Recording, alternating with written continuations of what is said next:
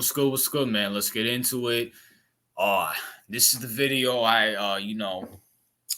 this is the video, I promised you guys was gonna come out later this week on this Wednesday, you know what I'm saying, and or Thursday, whenever I decide to post it. Let's talk about Eli Manning. Now I know Eli, I have a whole series on Eli Manning, the Eli Manning syndrome video, you know what I'm saying? And we're going to add this to it, because now, granted, Eli, he didn't do this intentionally, you know what I'm saying? But it needs to be said, right? So me and my co-host CEO were talking about the Trevor Lawrence, the Tua Tagovailoa, the Jalen Hurts, the Joe Burrows, the Justin Herberts, the Jordan Loves, the Dak Prescotts. Why do these guys all get paid for, let's be for real, accomplishing nothing? Now, I know Joe Burrow and Jalen Hurts have been to a Super Bowl, but other than that, they really have done nothing in the league. Like Lamar Jackson, 2-time MVP, deserves to get paid. Josh Allen literally single-handedly carries the Bills, deserves to get paid. Patrick Mahomes, the 2-time MVP, 3-time champ, been to multiple Super Bowls, deserves to get paid. Has been to the conference championship every year he started. Deserves to get paid. So even Matthew Stafford won a championship. And Aaron Rodgers, off of previous past tense, and I know we're going to find out, this season what he looks like, but deserves to get paid to a certain extent if you exclude age. Why are all the rest of these guys getting paid? And it's all leads up to one event. I'll say that. I'm not going to sit here and blame Eli himself because, if you can get your money, you can get your money. But let's be for real.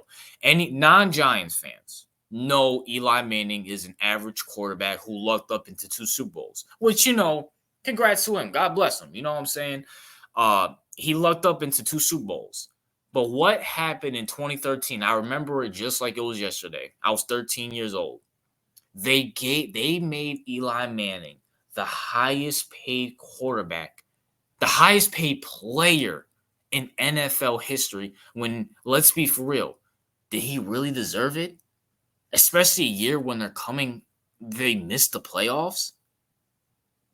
And listen, excluding that Super Bowl year in 2011, Eli Manning in 2008 got embarrassed by the Eagles. In 2009, I think missed the playoffs. In 2010, missed the playoffs. 2011 Super Bowl. 2012 missed the playoffs.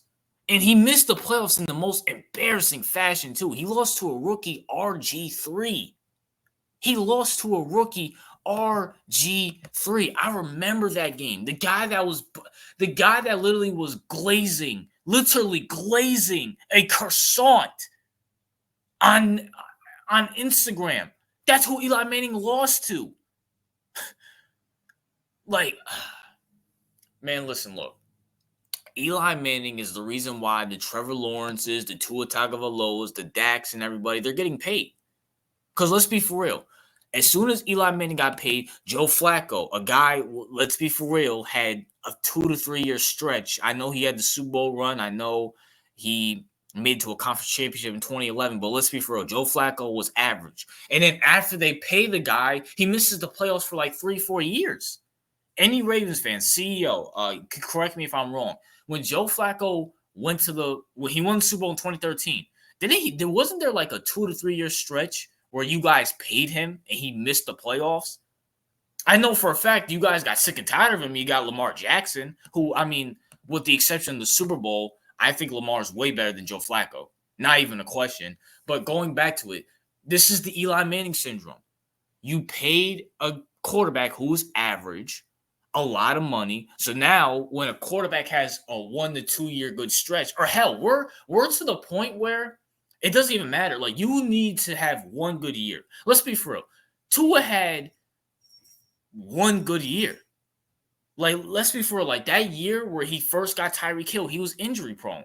Talking about retirement. That's why the Dolphins didn't pay him. Last year, when he stayed healthy, he had a good year. But let's be for real. Like, it was Tyreek Hill and Jalen Waddle that were carrying him. Trevor Lawrence had one good year. Last year, he missed the playoffs. He got paid. Jordan Love, who I like, 1 good year. He got paid. Joe Burrow, 2 good years. Injury prone. He got paid. Jalen Hurts, let's be for real. I mean, he's had 2 mid years and 1 good year. Got paid. I can somewhat understand Dak out of all these guys, but let's be for real. Dak is not a guy. Why would you want to pay Dak? You know what you're getting with Dak. Regular season warrior, gets bounced in the first round. Like Kirk Cousins coming off an ACL tear. He got paid. For what? For what, bro? Why are these quarterbacks all getting paid for, let's be for real, accomplishing nothing? Accomplishing nothing.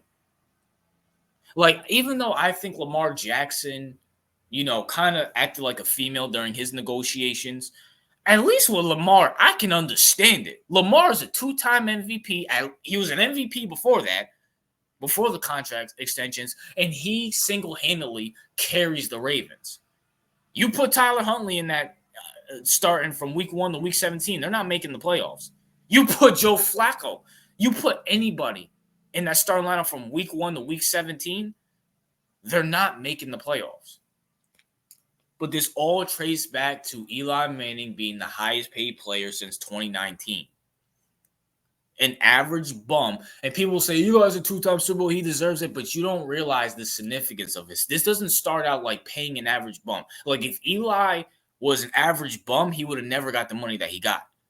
It's like once you open Pandora's box, it all gets loose. Brock Purdy's about to make more than Dak Prescott, bro. And look at the contract Dak Prescott got, bro. This Eli Manning syndrome, man. Eli, yeah, I might have to do a whole documentary series on Eli Manning, because I mean, a lot of the stuff that's going on in the NFL has to do with the whole Eli Manning thing. Like, just think about this, right? Before we end off this video, just think about this. I think I said this in my first, second, and I think I said this in my other Eli Manning syndrome videos. Have you ever seen a quarterback be glazed as much for, let's be for real, he's had an average career. Eli Manning is 116 and 116. I know he's 500 as a quarterback.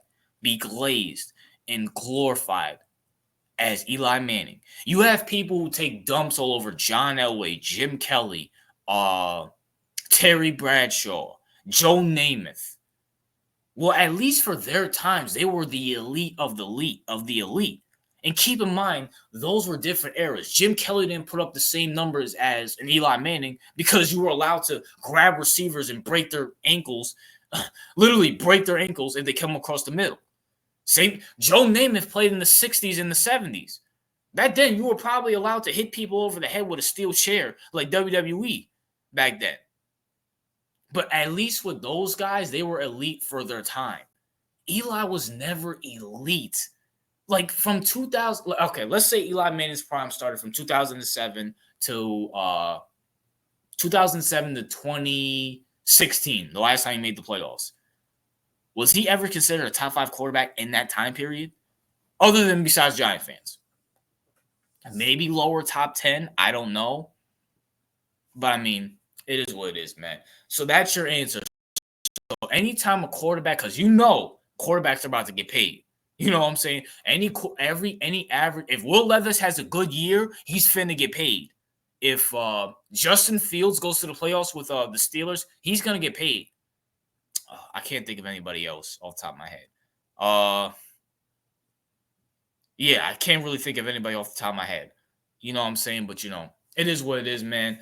That's my thoughts. What are yours? I think I cracked why these quarterbacks are getting paid and, traces back to Eli Manning and that contract in 2013 that made him the highest paid player in the NFL. That's my thoughts. What are yours? RJ out.